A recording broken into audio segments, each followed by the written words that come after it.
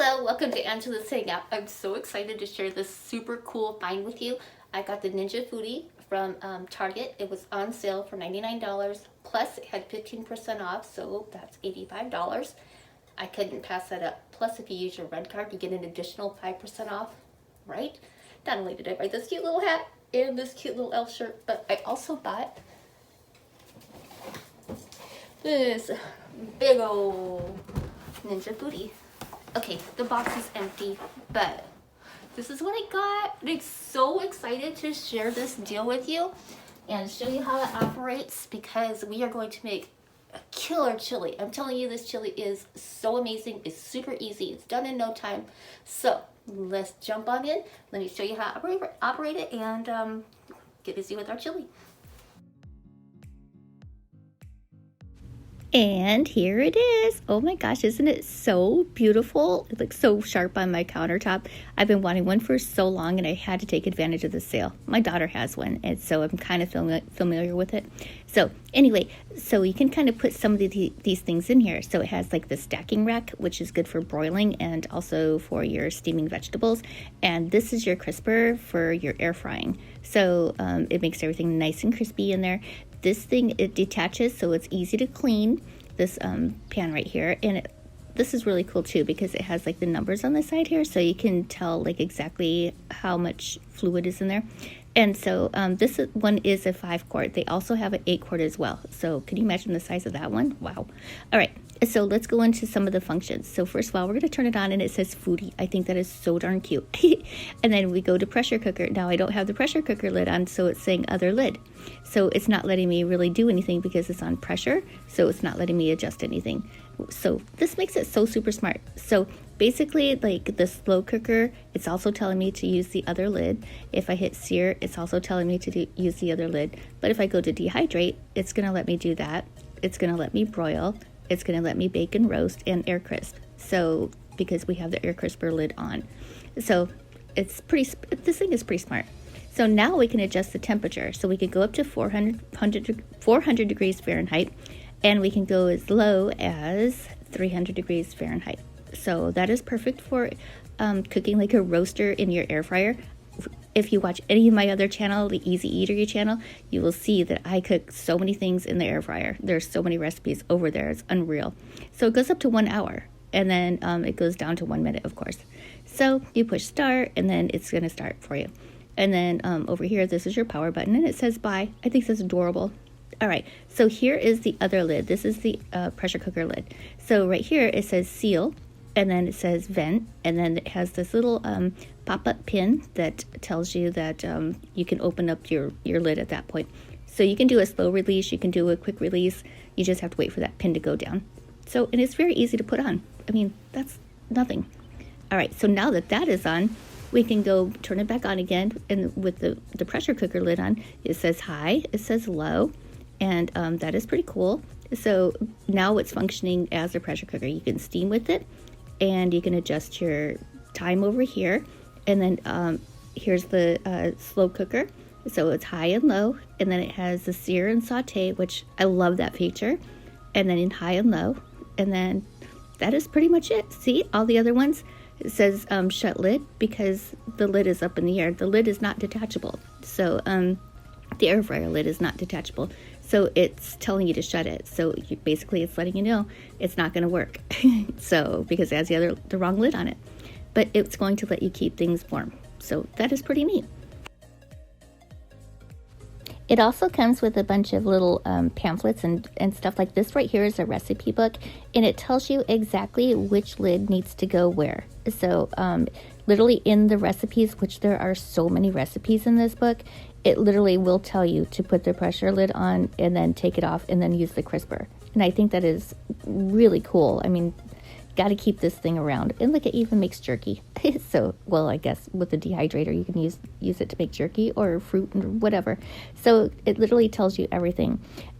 This right here tells you that you're not supposed to put it in the oven. So yeah, I mean, don't put it in the oven. This right here shows the accessories that it comes with. These are some things that I really want to order next, of course, to pull the roast out, or the quick little handy basket. That would be fantastic.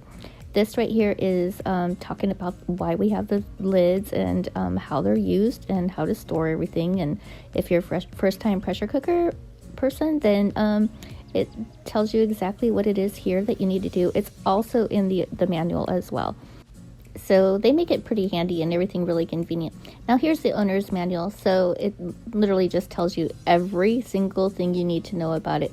And it has like a huge warning thing, which I have to say I read through the whole entire thing. It's a little intimidating. However, I mean, it's pretty basic stuff that we should all know when we're operating anything that goes into the wall. So I'm just going to go ahead and put everything back in there. And I want to show you how it shuts with the lid on, right? So if you put the air crisper lid on, the air crisper doesn't go down all the way. Here's the vent thing again. I just wanted to show you that real quick.